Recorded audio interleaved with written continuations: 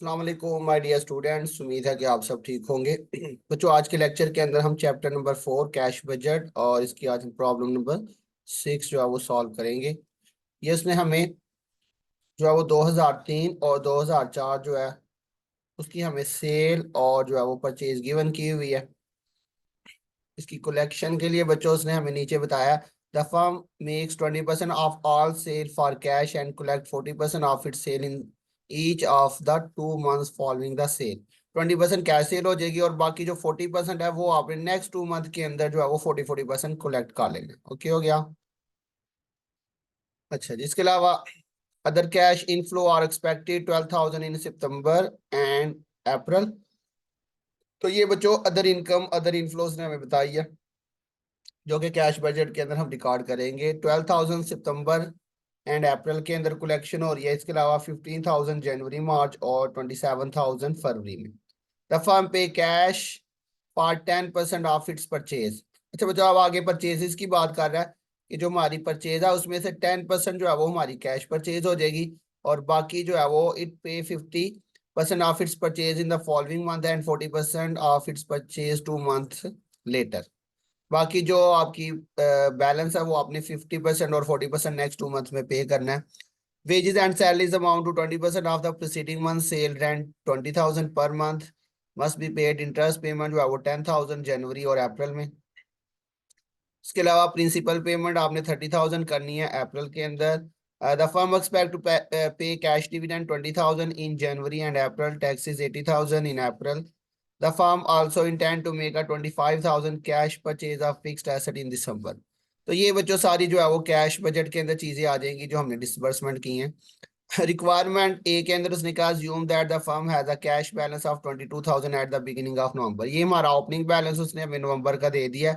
Determine the end of month cash balance for each month November through April. नवंबर से लेके अप्रैल तक आपने ये कैलकुलेशन करनी है।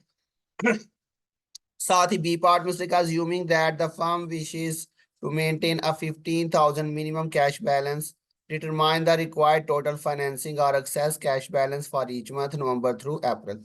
तो जी बच्चों, सबसे पहले जो है वो हमने कलेक्शन फ्रॉम कस्टमर जो है उसका हम शेड्यूल बनाएंगे। ये फॉर्मेट ऑलरेडी मैं बना चुका हूँ। इसमें हमारे पास नवंबर से अप्रैल तक जो है वो नवंबर दिसंबर जनवरी 2003 का था और आगे फरवरी मार्च अप्रैल जो है वो 2004 का। ये क्वेश्चन भी यहाँ पे अगर आप देखें तो मेंशन है। ओके हो गया। तो 6 महीने का हमने ये बनाना है। तो सबसे पहले तो बच्चों हम लिखेंगे कैश सेल। कैश सेल, अच्छा बच्चों, कैश सेल हमने सेम मंथ की जो है ना वो सेल के ऊपर कैलकुलेट करना होता है। जैसे ये नवंबर दिसंबर जनवरी फरवरी मार्च अप्रैल है तो हमने नवंबर की ही जो है वो सेल उसका 20% लेना है। ये इसने यहाँ पे मेंशन किया था हमें कि 20% of all sale for cash. ठीक हो गया। तो नवंबर से हम स्टार्टिंग कर रहे हैं। ये देखिए जी, ये नवंबर से अप्रैल तक इनकी जो सेल है उसके ऊपर हमने डायरेक्टली जो है वो 20% लेना है। तो ये देखिए जी, 1,70,000 हमारे पास नवंबर की टोटल सेल है। 1,70,000 और इस पे हमने लेना है 20%। तो 34,000 जो है वो आपके पास नवंबर की कैश सेल आ गई। इसी तरह दिसंबर की जो सेल है वो है जी 1,60,000। तो 1,60,000 इसका भी हम लेंगे 20%। तो ये आपके पास 32,000 आ जाएगा। उसके बाद नेक्स्ट आपके पास 1,40,000। तो इसका आप लेंगे 20%। 28,000 आ गया बच्चों। सेम इसी तरह से आपने नेक्स्ट जो है वो 1,80,000, इसका आ जाएगा 36,000। ये आप कैलकुलेटर से कर लीजिएगा। नेक्स्ट 2 लाख है तो इसका 40,000 आ जाएगा, 20% लेंगे। और नेक्स्ट है जी बच्चों आपके पास 2,50,000, इसका 20% लेंगे तो वो 50,000 आ जाएगा। ओके हो गया। तो ये वर्किंग मैंने यहाँ पे इसके आगे नहीं लिखी क्योंकि काफी लेंथी है, आप इसको सीधा सीधा जुबानी भी कर सकते हैं। अब नेक्स्ट जो है वो हमारे पास सितंबर की हमने कलेक्शन करनी है। तो सितंबर की कलेक्शन किस तरह से होगी बच्चों, यहाँ पे हम लिखते हैं सितंबर कलेक्शन। अच्छा जी, तो सितंबर की अगर हम सेल देखें तो हमारे पास है जी 2,10,000, 2,10,000। अब बच्चों उसने हमें कलेक्शन का जो पैटर्न बताया था वो उसने हमें बताया था 20, 40 एंड 40, ये आगे 40, 40 2 महीने में होगा। तो ये जरा चीज को ध्यान से समझना, यहाँ से बच्चों को बहुत मसला होता है। तो ये देखे मैं यहाँ पे 1 महीने की वर्किंग कर देता हूँ, फिर बाकी हम जुबानी कर लेंगे। सितंबर की अगर हम कलेक्शन देखें, सितंबर की कलेक्शन, तो बच्चों सितंबर का उसने हमें बताया था कि 20% जो है वो तो कैश है, सितंबर, अक्टूबर और नवंबर। ठीक है, सितंबर की कलेक्शन अगर हम देखें, ये जस्ट आपको समझाने के लिए ये एक्स्ट्रा वर्किंग कर रहा हूँ, अदरवाइज हमें ये वर्किंग नहीं करनी।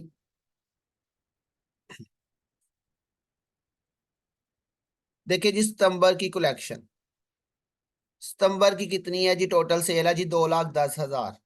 ठीक है, तो 2,10,000 में से 20% तो कैश सेल है इसकी, तो इसका मतलब 20% जो है वो तो सेम मंथ में कलेक्शन होगी, कैश सेल सेम मंथ में ही हो जाती है। ठीक है, इसके बाद जो 40-40% है वो नेक्स्ट 2 मंथ में होगी। अब यहाँ पे देखें बच्चों, ये सितंबर की सेल है, तो सितंबर की 20% कैश है, तो वो 20% तो सितंबर में ही आ जाएगी, 2,10,000 का 20% हमने लिया। ओके हो गया। अब 40% उसने कहा था नेक्स्ट 2 मंथ के अंदर 40-40% आपने कलेक्शन करनी है। अब बच्चों अक्टूबर में कितनी होगी, 2,10,000, इसका 40% लिया, तो ये आ गया। इसी तरह नवंबर में भी हम 2,10,000 का 40% लेंगे। तो ये पैटर्न है बच्चों, 20% तो सेम मंथ में हो जाती है जो कैश सेल है, बाकी जो 40% है वो नेक्स्ट 2 मंथ में होगा। तो देखो ये दो जो सितंबर की कलेक्शन है उसका 42,000 सितंबर में हुआ, 84,000 अक्टूबर में, और फिर बाकी 84,000 नवंबर में। तो हम यहाँ पे सिर्फ कौन से महीने की रिकॉर्डिंग करेंगे, नवंबर की, क्योंकि सितंबर और अक्टूबर को तो हम यहाँ पे वर्किंग कर ही नहीं रहे, इसलिए हम यहाँ पे जब लिखेंगे तो हम यहाँ पे लिखेंगे सितंबर की कलेक्शन टोटल 2,10,000 है, तो 40%। बच्चों ये कौन सा 40% मैं लिख रहा हूँ, ये वाला लास्ट मंथ वाला। ठीक है, ये वाला 20 सितंबर में हो गया, 40 अक्टूबर में हो, ये वाला जो 40% है ये नवंबर में हो रहा है। तो ये हम इसकी असल में रिकॉर्डिंग कर रहे हैं। ठीक है, नवंबर के अंदर 2,10,000 का हमने किया 40%। इसी तरह बच्चों अब आपने सितंबर के बाद अक्टूबर की कलेक्शन कर लेनी है, फिर उसके बाद नवंबर की कलेक्शन होगी, फिर दिसंबर, जनवरी, फरवरी। यहाँ पे मजीद कुछ कॉलम बनाते हैं,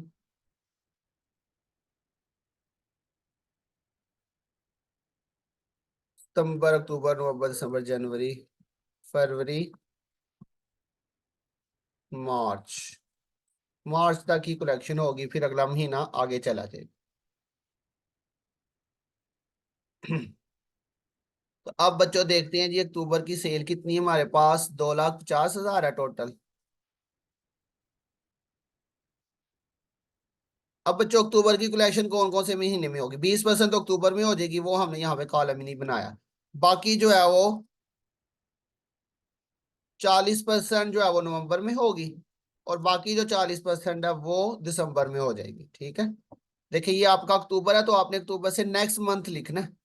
देखिए यहाँ पर भी सितंबर सा, तो सितंबर से नेक्स्ट मंथ कौन सा बच्चों, ये आएगा। ठीक है, अक्टूबर है तो अक्टूबर से नेक्स्ट मंथ कौन सा आ जाएगा बच्चों, नवंबर। तो यहाँ पे हम लिखेंगे 2.5 लाख, इसका लिया 40%, 1 लाख, तो आगे भी 1 लाख ही आ जाएगा बच्चों। इसी तरह सेम बच्चों हमने नवंबर की कैलकुलेशन करनी है, तो नवंबर की सेल कितनी हमारे पास, 1,70,000 है, तो इसका बच्चों, इसका भी 40 और 40%, कौन से महीने में होगा बच्चों? ये नवंबर है तो देखिए इसकी कलेक्शन होगी दिसंबर में जाके, नेक्स्ट मंथ में कलेक्शन होनी है। सेम है 40-40, तो ये भी 68,000 आ जाएगा आगे भी। उसके बाद दिसंबर की कलेक्शन हमने करनी है। दिसंबर की सेल देख लें कितनी है, 1,60,000 है।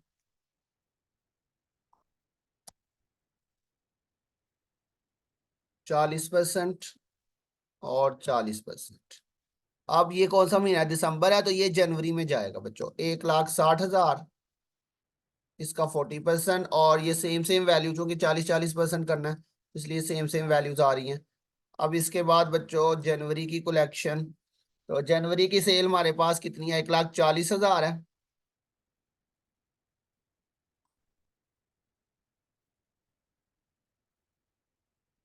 40% और फिर 40%।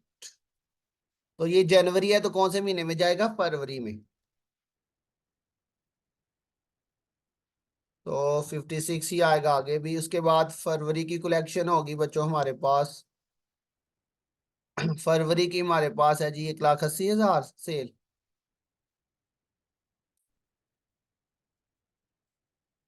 तो 40 और 40 ओके हो गया बच्चों।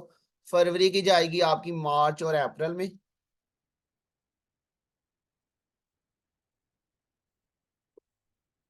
और उसके बाद बच्चों मार्च की कलेक्शन हमारे पास होगी। मार्च की सेल है 2,50,000, सॉरी 2 लाख। मार्च की सेल है जी 2 लाख।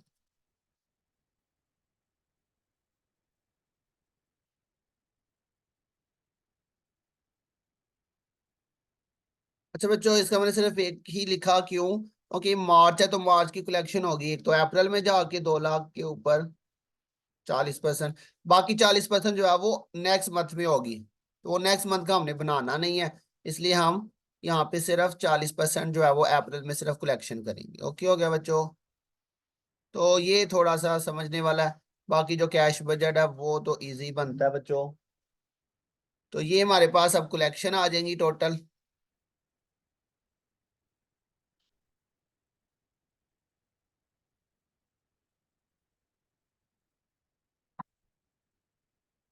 तो बच्चों ये ऊपर डॉलर सा आया ना, तो वो इसलिए इसको टोटल में ऐड नहीं कर रहा, हमें कैलकुलेटर से करना पड़ेगा। 34,000 प्लस 84 और प्लस 1 लाख, तो 2,18,000 के बाद 32,000 प्लस 1 लाख और प्लस 68,000, तो 2 लाख आ गया बच्चों ये। 28,000 प्लस 68,000 और प्लस 64,000, तो ये 1,60,000 ये आ जाएगा आपके पास। 36 प्लस 64 प्लस 56, 156,000। बाद 40,000 प्लस 56,000 और प्लस 40,000। ओहो, 40,000 प्लस 56 प्लस 72, 168,000।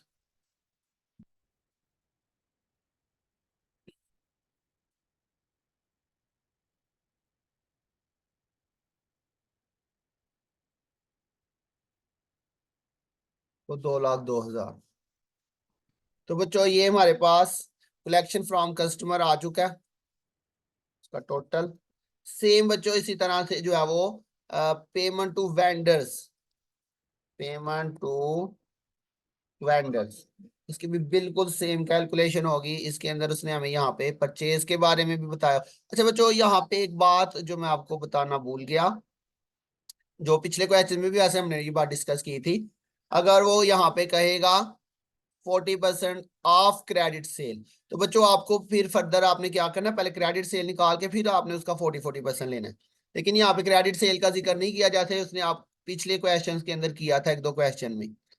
तो अगर क्रेडिट सेल नहीं कहा, उसने सिंपली कहा हुआ 40% ऑफ सेल, तो देन आपने टोटल सेल के ऊपर 40% लेना है। लेकिन अगर कहेगा 40% ऑफ क्रेडिट सेल, तो देन आपने क्रेडिट सेल निकाल के फिर उसके ऊपर आपने परसेंटेजेस लेनी है। ठीक है, इस चीज को ध्यान से आपने करना है। तो बिल्कुल सेम पॉइंट परचेज के अंदर भी है। परचेज के अंदर उसने हमें यहाँ पे बताया था कि जो हम परचेज करेंगे उसकी पेमेंट किस तरीके से होगी। द फर्म पे cash for 10% of its purchase. तो 10% जो है वो तो कैश परचेज है, तो 10% तो आपने बिल्कुल सेम जो है वो ऊपर वाले, जो ये बिल्कुल सेम एक तरीके से ही बनता है, बस वो वहां पे कलेक्शन हो जाएगी, यहाँ पे पेमेंट लिख देंगे, बाकी बिल्कुल सेम प्रोसेस है। सबसे पहले कैश परचेजेस, तो cash purchase same same month की आपने लेनी है, नवंबर दिसंबर की ही लेनी है। अब ये परचेज में देखे जी, नवंबर ये स्टार्ट हो रहा है आपके पास, 1,40,000 है, इसमें से 10% कितना आ जाएगा बच्चों, 1,40,000 का 10% लिया, 14,000 आ गया। और उसके बाद है 1 लाख है, फिर 80,000 है, ये आ जाएगा 10,000, 8,000, 11,000, 10,000, 8,000, 11,000। ठीक है बच्चों, ये 10% मैं जुबानी जुबानी कर रहा हूँ, आप देख सकते हैं, कैलकुलेटर से कर लीजिएगा। उसके बाद फिर इसका 10,000 और 9,000 आ जाएगा। ओके हो गया। अब सेम बच्चों जिस तरह हमने कलेक्शन की थी वैसे ही अब हमने पेमेंट करनी है। तो सेम बच्चों सितंबर पेमेंट आ जाएगी, सितंबर की पेमेंट्स। तो सितंबर की पेमेंट बच्चों कौन कौन से महीने में होगी, देखिए जी, ये हमारे पास सितंबर की जो परचेज है इसकी, उसने आपको पैटर्न आगे बताया हुआ कि 50% जो है वो इन द फॉलोइंग मंथ, मतलब नेक्स्ट मंथ, फॉलोइंग का मतलब नेक्स्ट मंथ, और 40% उससे भी मतलब 2 महीने बाद हमने पेमेंट करनी है। ठीक है, तो मतलब 10% सेम मंथ में, 50% नेक्स्ट मंथ में, और 40% उससे भी नेक्स्ट मंथ में। और इधर भी फिर से वही पॉइंट है, 50% ऑफ परचेज का हुआ है तो हमने टोटल परचेज पे लेना है। हाँ, अगर कहता 50% ऑफ क्रेडिट परचेज, तो देन हमने पहले क्रेडिट परचेज निकाल के फिर उसके ऊपर जो है वो 50 और 40% लेना था। ठीक है, अब हम टोटल परचेज के ऊपर ही जो है वो 50% लेंगे और 40%। अच्छा, इसकी पेमेंट कैसे होगी, देखिए सितंबर की पेमेंट 10% तो सितंबर में हो जाएगी, और बाकी जो इसकी आपके पास पेमेंट है, सितंबर की पेमेंट 10% तो सितंबर में हो जाएगी। तो ये 50% उसने कहा हुआ है नेक्स्ट मंथ, तो नेक्स्ट मंथ कौन सा है, 50% अक्टूबर में होगी, और 40% जो है वो नवंबर में जाके होगी। तो हम नवंबर से स्टार्टिंग कर रहे हैं। इसका मतलब यहाँ पे अगर मैं वैसे ही आपको समझाने के लिए इधर लिख दूं, तो सितंबर की परचेज है ये वाली। ठीक है, ये वाली 1,20,000, इसकी पेमेंट कैसे होगी, इसका 10% तो बच्चों सितंबर में पे हो जाएगा, और 50% कब होगा जाके अक्टूबर में, और 40% कब होगा नेक्स्ट मंथ में, उससे भी अगले महीने में। ठीक हो गया।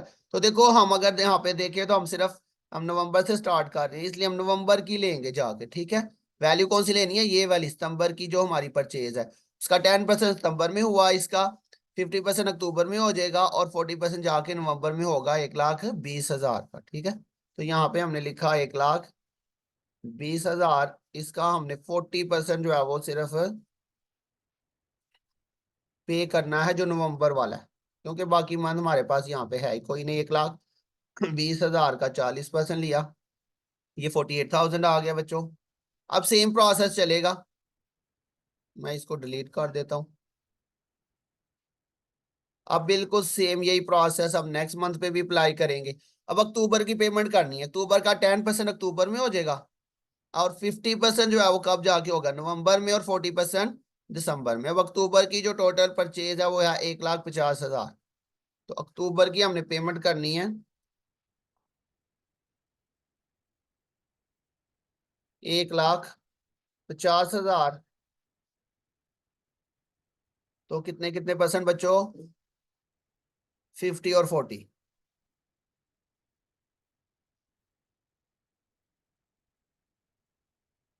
तो अक्टूबर है, तो देखिए इसकी पेमेंट कब होगी, नेक्स्ट मंथ। नेक्स्ट मंथ कौन सा है, नवंबर। तो 1,50,000, इसका 50% हो गया नेक्स्ट मंथ में, और बाकी जो आपका 40% है वो उससे भी नेक्स्ट मंथ में हो जाएगा। ठीक है, अक्टूबर के बाद आ जाएगा नवंबर पेमेंट्स। अब नवंबर की टोटल परचेज कितनी है हमारे पास, 1,40,000,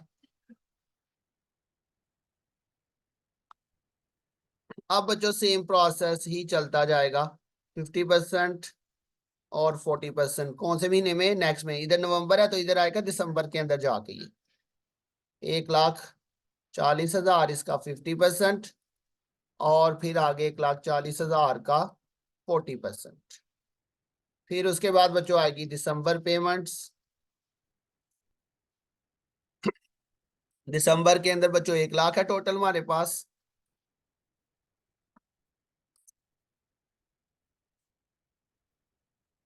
फिफ्टी और 40%। अब दिसंबर है तो कौन से महीने में जाएंगे, जनवरी के अंदर। 50% 50,000 आ जाएगा, और 40% जो है वो 40,000 आ जाएगा। ओके हो गया। इसके बाद बच्चों दिसंबर के बाद जनवरी की जो पेमेंट है वो आ जाएगी। जनवरी की हमारे पास है जी 80,000 टोटल है।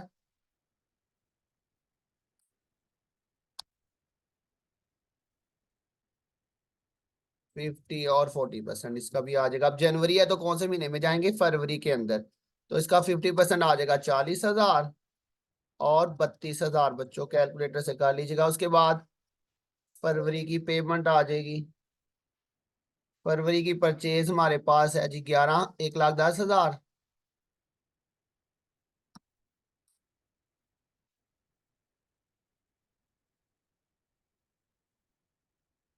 अच्छा जी, अब बच्चों इसकी सिर्फ 50% ही आएगी, क्योंकि बाकी जो आपके पास 40% है वो चली जाएगी, सॉरी, आएगी, इसमें दोनों आएंगी, 50 भी आएगी और 40 भी आएगी। अभी फरवरी है तो फरवरी की जाएगी मार्च के अंदर 1,10,000 इसका 50%, और फिर 1,10,000 का 40%। ओके हो गया। अभी एक महीना और है हमारे पास नेक्स्ट, तो यहाँ पे एक कॉलम और बनाना पड़ेगा। फरवरी के बाद मार्च की पेमेंट आ जाएगी।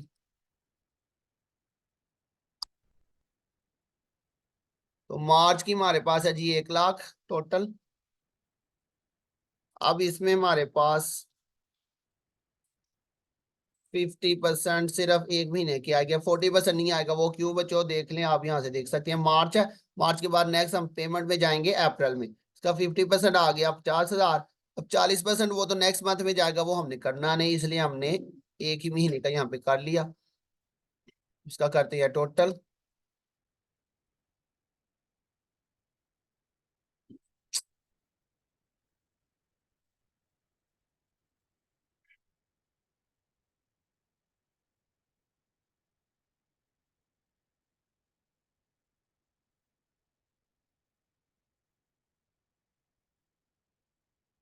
जी बच्चों, तो ये हमारे पास टोटल आ चुका है। इसमें क्या है जी, मिस्टेक।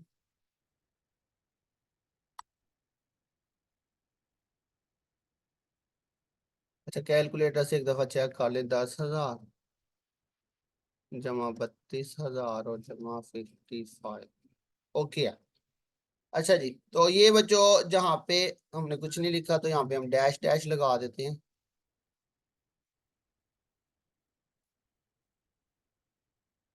ऐसे ही बच्चों इसको सारा फिल कर लेना, ठीक है। इधर भी आपने इधर ऐसे ही फिलिंग कर लेनी है, ये सारी जगह पे फिलिंग कर लेना, ठीक है।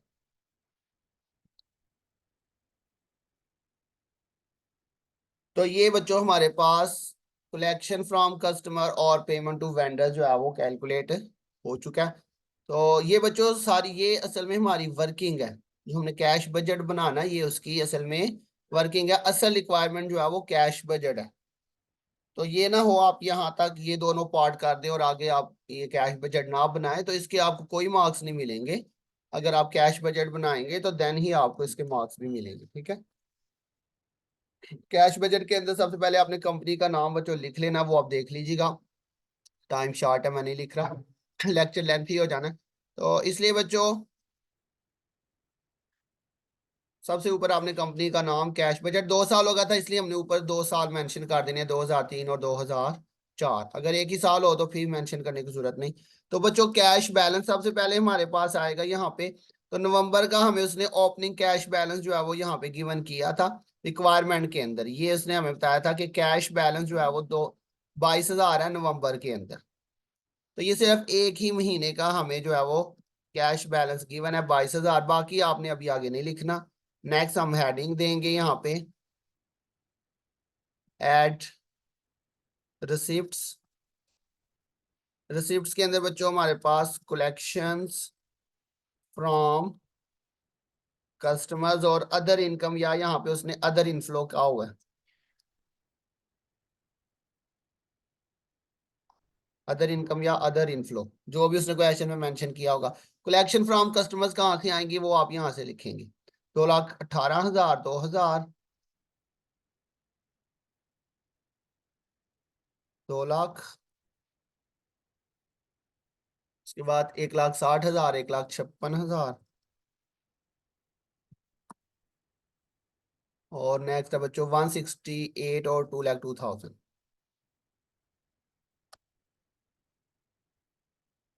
जी बच्चों, इसके साथ ही अदर इनफ्लो जो उसने हमें क्वेश्चन में बताई थी, अदर इनकम या अदर इनफ्लो, तो ये उसने हमें यहाँ पे बताई थी बच्चों, किधर गई जी,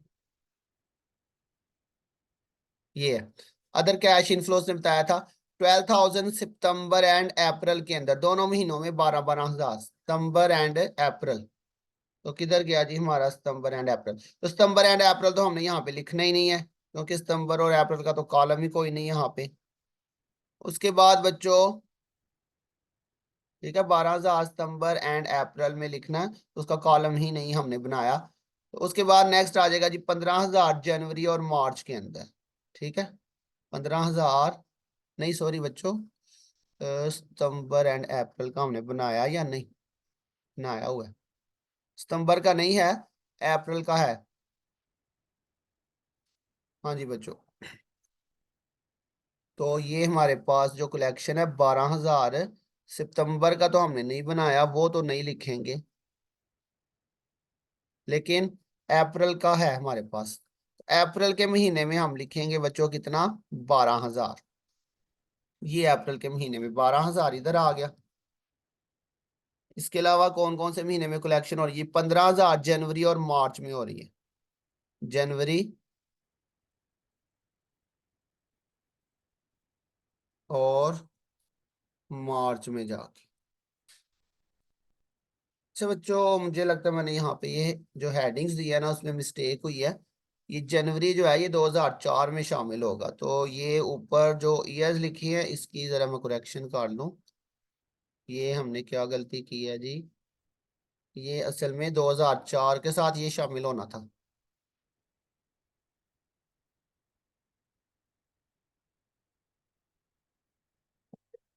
जी, और ये आपका यहाँ पे बनना था, ठीक हो गया, ये ऐसे बनना था।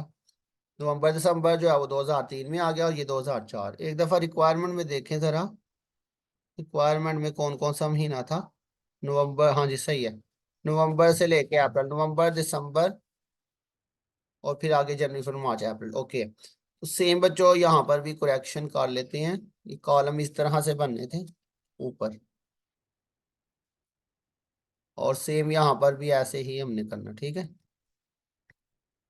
अच्छा जी, ओके हो गया। उसके बाद बच्चों अदर इनफ्लो के अंदर उसने हमें बताया था क्या, ये था जी 12,000 हो गया, 15,000 जनवरी और मार्च में हमने लिख लिया, ओके हो गया, जनवरी और मार्च में। और नेक्स्ट उसके बाद है बच्चों हमारे पास 27,000 जो है वो हमने फरवरी के अंदर 27,000 करनी है कलेक्शन फरवरी में। तो इन दो महीनों की, नवंबर और दिसंबर की, हमारे पास कोई उसने अदर इनफ्लो नहीं बताई, तो ये हम पे डैश डैश लगा लेते हैं। अब ये टोटल रिसिप्ट हमारे पास आ जाएंगी, इसका टोटल कितना आएगा, 2,18,000 ही आ जाएगा, इसका 2 लाख आ जाएगा। इन दोनों का टोटल कर लेते हैं, तो ये बच्चों हमारे पास टोटल रिसिप्ट्स आ गई। अब हम करेंगे कैश अवेलेबल। कैश अवेलेबल कैसे आएगा बच्चों, इसमें हमने ओपनिंग बैलेंस के साथ जो है वो टोटल रिसिप्ट्स को क्या करना है, प्लस कर देना, ठीक है, ओपनिंग बैलेंस को और टोटल रिसिप्ट्स को प्लस कर देना है। तो देखिए जी बच्चों, हमारे पास 22,000 ओपनिंग है और प्लस 2,18,000 हमारे पास टोटल है। तो ये 2,40,000। अभी नेक्स्ट ये वाले कॉलम नहीं कैलकुलेट करने क्योंकि हमारे पास अभी ओपनिंग बैलेंस नहीं आए। उसके बाद नेक्स्ट आपने बच्चों करना है जी लेस डिसबर्समेंट। डिसबर्समेंट के अंदर सबसे पहले बच्चों हम करेंगे पेमेंट, पेमेंट्स टू वेंडर्स। तो पेमेंट टू वेंडर कहाँ से आएंगी, ये जो हमने यहाँ पे निकाली थी 1,37,000, नेक्स्ट 1,40,000, 1,14,000, 91,000, 97,000 और 1,03,000। ओके हो गया, ये हमारे पास पेमेंट्स आ गई टोटल। इसके बाद बच्चों जो मजीद उसने हमें पेमेंट्स बताई थी कौन कौन से महीने में कितनी पेमेंट्स करनी है, ये उसने हमें यहाँ पे नीचे बताया था। वेजेस एंड सैलरी जो है वो 20% of the preceding month sale. Wages and salaries की वैल्यू हमारे पास कैसे आएगी, वेजेस एंड सैलरीज उसने कहा हुआ है जो आपकी प्रीवियस मंथ की जो सेल है, मतलब लास्ट मंथ की जो सेल है उसके ऊपर आपने लेना है कितने परसेंट, 20% आपने लेना है। ठीक है, 20%। ये वर्किंग मैंने आपको समझाने के लिए लिखी है, आप लिखना चाहें तो लिख सकते हैं। अब देखो नवंबर है तो हमने लास्ट मंथ की जो सेल है, नवंबर से पीछे कौन सा महीना होगा, ये देखे जी नवंबर है तो नवंबर से पीछे अक्टूबर। अक्टूबर की जो सेल है 2.5 लाख है, तो जो 2.5 लाख हमारी सेल है उसके ऊपर आपने लेना है जी 20%। अब इसी तरह बच्चों दिसंबर है तो हमने नवंबर की सेल पे लेना है 20%। ठीक है, दिसंबर का करना है तो कौन से महीने की सेल लेनी है, नवंबर की जो लास्ट मंथ की सेल है वो कितनी है, 1,70,000। ठीक है, ये सेल पे लेना उसने कहा हुआ है सेल का, तो 1,70,000 का लेंगे 20%। ना जनवरी है तो हम दिसंबर की जो सेल है उस पे लेंगे, ये 1,60,000 है दिसंबर की सेल, इस पे लेंगे 20%। फिर फरवरी है तो हम जाएंगे जनवरी में, 1,40,000 इसका लेंगे हम 20%। और फिर मार्च है तो फरवरी की सेल पे जाएंगे, फरवरी की सेल 1,80,000 है, इसका लेंगे 20%। और अप्रैल है तो मार्च की सेल पे जाएंगे, मार्च की सेल हमारे पास 2 लाख है, तो 2 लाख के ऊपर हम लेंगे 20%। ओके हो गया, लास्ट मंथ की हमने जो सेल है उसका हमने 20% लिया है। उसके बाद नेक्स्ट जो है वो कौन सी जो है वो हमारे पास एक्सपेंडिचर हो रहा है। नेक्स्ट उसने बताया rent 20,000 per month must be paid, हर महीने हमने 20,000 रुपया पे करना है। तो ये हम लिखेंगे रेंट 20,000 पर मंथ, मतलब सब में हमने 20,000 ही लिखना है।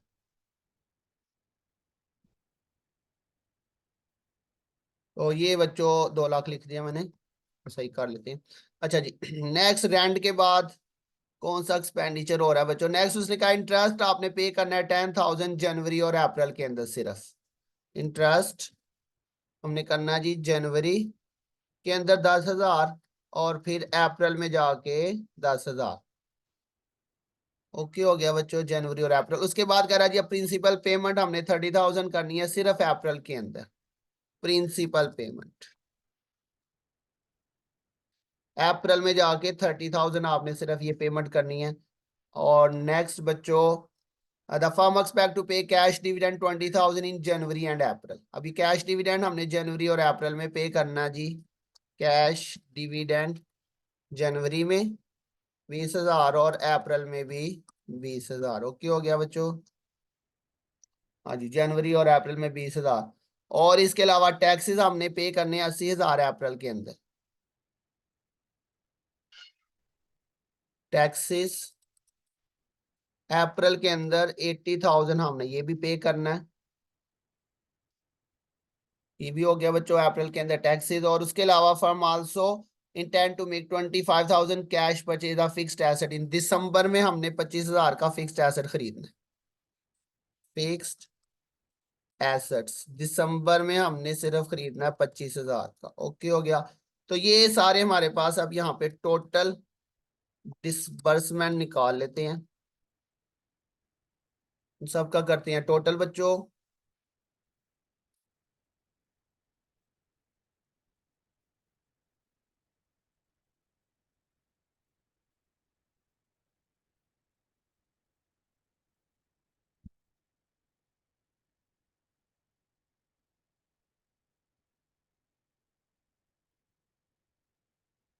तो जी बच्चों ये हमने किया इन सब का टोटल डिसबर्समेंट का। अब नेक्स्ट हमने निकालना है इन net cash flow. Net cash flow बच्चों कैसे आएगा, ये जो आपके पास टोटल कैश अवेलेबल है ये वाला कॉलम, इसमें से आपने माइनस करना है जो टोटल आपकी डिसबर्समेंट आई है, ठीक है। इन दोनों को माइनस करना है। टोटल कैश में से टोटल डिसबर्समेंट को करना है आपने माइनस। तो 2,40,000 है, इसमें से हम करते हैं माइनस 2,07,000। तो ये बच्चों 33,000 हमारे पास जो है वो प्लस में आ रहा है। अच्छा यहाँ पे आपने नेक्स्ट जो है वो आपने हेडिंग देनी है जी फाइनेंसिंग की। फाइनेंसिंग के अंदर बच्चों या तो हमें बोरोविंग करनी पड़ेगी या फिर हम रीपेमेंट करेंगे। इन्वेस्टमेंट के बारे में उसने हमें कुछ भी नहीं मेंशन किया। तो मिनिमम जो कैश बैलेंस हमें रिक्वायर्ड है वो उसने हमें बताया था 15,000 है, ठीक है। कम से कम हमने 15,000 बैलेंस मेंटेन करना है। तो अब अगर हम देखें तो हमारे पास ऑलरेडी 33,000 जो है वो कैश बैलेंस आ रहा है। इसका मतलब हमें कोई बोरोविंग की जरूरत नहीं है, कोई हम रीपेमेंट नहीं, रीपेमेंट तब करेंगे अगर हमने पहले कोई बोरोविंग की होगी। लेकिन फिलहाल हमने कोई भी बोरोविंग नहीं की, इसलिए ना कोई बोरोविंग की जरूरत है ना रीपेमेंट की, ऑलरेडी हमारे पास इनफ बैलेंस अवेलेबल है। तो हमारे पास नेक्स्ट जो क्लोजिंग बैलेंस आएगा वो हम कैसे निकालते हैं, ये जो नेट कैश फ्लो और ये टोटल फाइनेंसिंग होती है इन दोनों को प्लस माइनस करके। तो चूंकि यहाँ पे टोटल फाइनेंसिंग 0 है तो हमारे पास जो कैश क्लोजिंग बैलेंस आ जाएगा वो सेम यही 33,000 आपके पास कैश का क्लोजिंग बैलेंस आ जाएगा। के साथ आप फाइनल जो वैल्यू है के साथ डॉलर साइन शो कर दें तो क्या हो गया। अब बच्चों यही पैटर्न चलना है हमारा। नेक्स्ट 33,000 है, तो इसमें आपने क्या करना है जी, अब 33,000 ये आपका ओपनिंग बैलेंस बन जाएगा यहाँ पे। अब सेम पैटर्न आपने यहाँ पे करना है फॉलो। 33,000 ये ओपनिंग और ये टोटल रिसिप्ट, टोटल आपके बन जाएगा 2,33,000 यहाँ पे। अब फिर से आपने 2,33,000 में से माइनस किया 2,19,000। 2,33,000 में से माइनस 2,19,000 किया, कैलकुलेटर से कर लेते हैं। 2,33,000 माइनस 2,19,000, तो 14,000 आपके पास जो है वो यहाँ पे बैलेंस बच रहा। अब देखिए बच्चों हमें टोटल जो क्लोजिंग बैलेंस चाहिए वो 15,000 चाहिए, लेकिन अब यहाँ पे हमारे पास जो बैलेंस आ रहा है वो 14,000 आ रहा है। इसका मतलब 1,000 जो है वो हमारा बैलेंस जो है वो शॉर्ट है। तो हम क्या करेंगे, 1,000 की सिंपली बोरोविंग कर लेंगे। तो हमारे पास टोटल फाइनेंसिंग 1,000, अब नेट कैश फ्लो और टोटल फाइनेंसिंग को प्लस किया तो देखिए 15,000 हमारा कैश पूरा हो गया, ठीक है। अब फिर से ये 15,000 हमारा ओपनिंग बन जाएगा। देन फिर हमने क्या किया जी, 15,000 और ये 1,75,000, इन दोनों को टोटल किया 1,90,000। इसमें फिर से हम माइनस करते हैं 1,96,000। 1,90,000 में से माइनस करेंगे 190, कैलकुलेटर से करते हैं जी, 1,90,000 माइनस 1,96,000। तो ये माइनस में 6,000 बच्चों हमारे पास आ रहा है। क्या आ रहा है जी, माइनस में 6,000। ओके हो गया।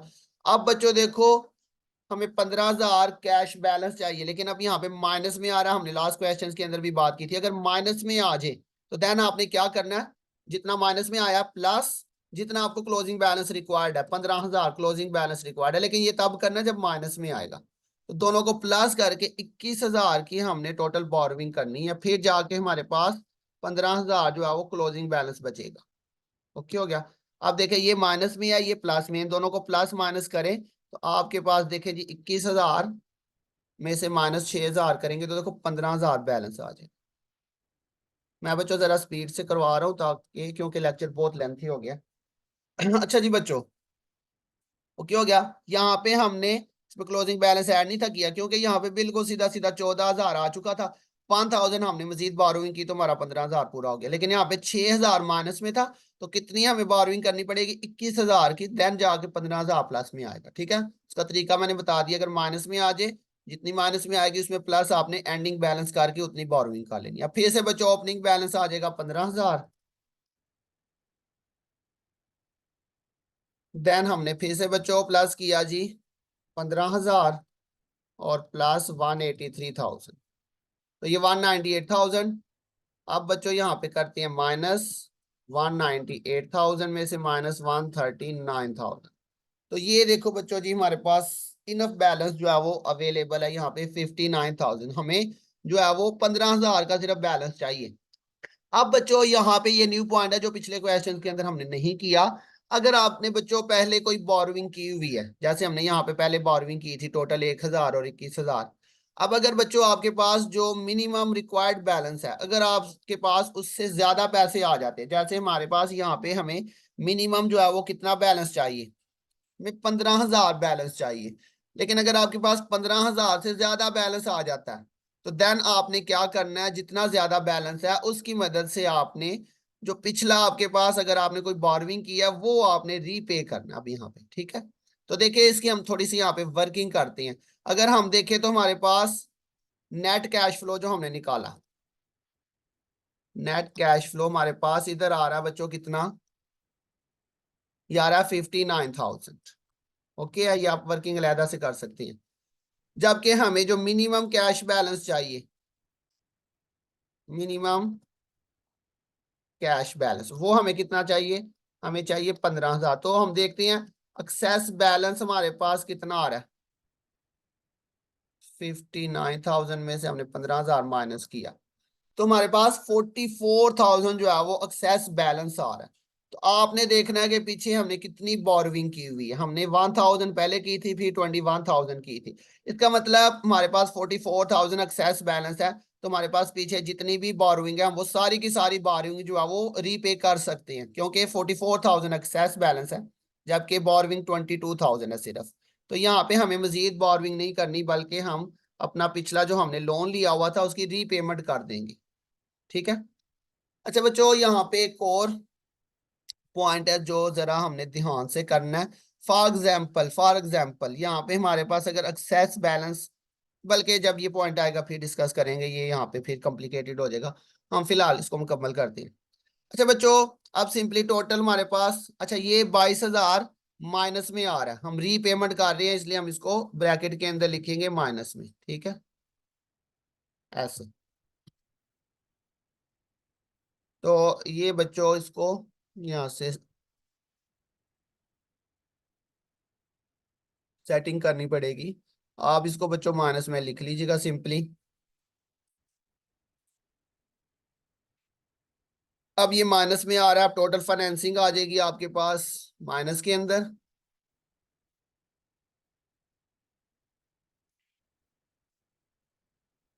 अब देखिए ये 59,000 और ये माइनस हमने किया 22,000 इसमें से।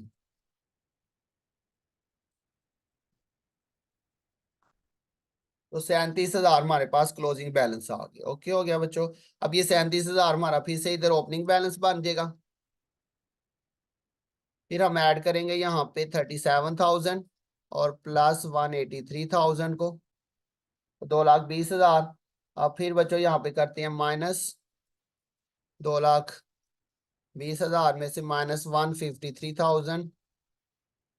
कैलकुलेटर से करते हैं, 2,20,000 माइनस 153, तो ये 67,000। फिर बच्चों हमारे पास इनफ बैलेंस आ गया। मजीद हमें कोई बोरविंग की जरूरत नहीं है, रीपेमेंट भी नहीं करनी, क्योंकि ऑलरेडी हम जितना भी था लोन वो हम रीपे कर चुके हैं। तो ना कोई बोरविंग ना कोई रीपेमेंट, तो मतलब 67,000 हमारे पास क्लोजिंग बैलेंस आ जाएगा सिंपली। और देन हमारे पास 67,000 ओपनिंग बैलेंस आ गया। फिर हमने प्लस किया बच्चों यहाँ पे 67,000 और प्लस 2,14,000, तो 2,81,000। अब यहाँ पे बच्चों फिर करते हैं जी माइनस 2,81,000 में से माइनस करते हैं 3,03,000। ओहो ये क्या मसला है, 2,81,000 माइनस 3,03,000। तो ये बच्चों 22,000 फिर से माइनस में आ रहा है। ठीक है, हम इसको लिख लेते हैं 22,000 माइनस में। अब फिर से इसका मतलब है हमें मजीद बोरविंग करनी पड़ेगी, तो मिनिमम बैलेंस हमें चाहिए 15,000। देखें जी 22,000 माइनस में आया, तो माइनस वाली वैल्यू और प्लस जो हमें मिनिमम बैलेंस रिक्वायर्ड है 15,000, तो कितनी हमें बोरविंग करनी है जी, 37,000 की बोरविंग करेंगे। रीपेमेंट कोई नहीं होगी बच्चों, 37,000 बोरोइंग की अब 37 और 22 को प्लस माइनस करेंगे तो आपके पास 15,000 मिनिमम बैलेंस आ जाएगा। ठीक है, तो 15,000 से ज्यादा बैलेंस हो सकता है, जहां जैसे यहाँ पे 33 था, 37, 67, लेकिन 15,000 से कम नहीं होना चाहिए। हाँ बच्चों, जो एक क्वेश्चन हमने पहले किया था उसमें उसने कहा था कि अगर मिनिमम बैलेंस से ज्यादा पैसे हैं तो उसको इन्वेस्ट कर दें, अगर वो कहेगा तो देन हमने यहाँ पे इन्वेस्टमेंट कर देनी है, अदरवाइज हमें इन्वेस्टमेंट करने की जरूरत नहीं है। ठीक है, तो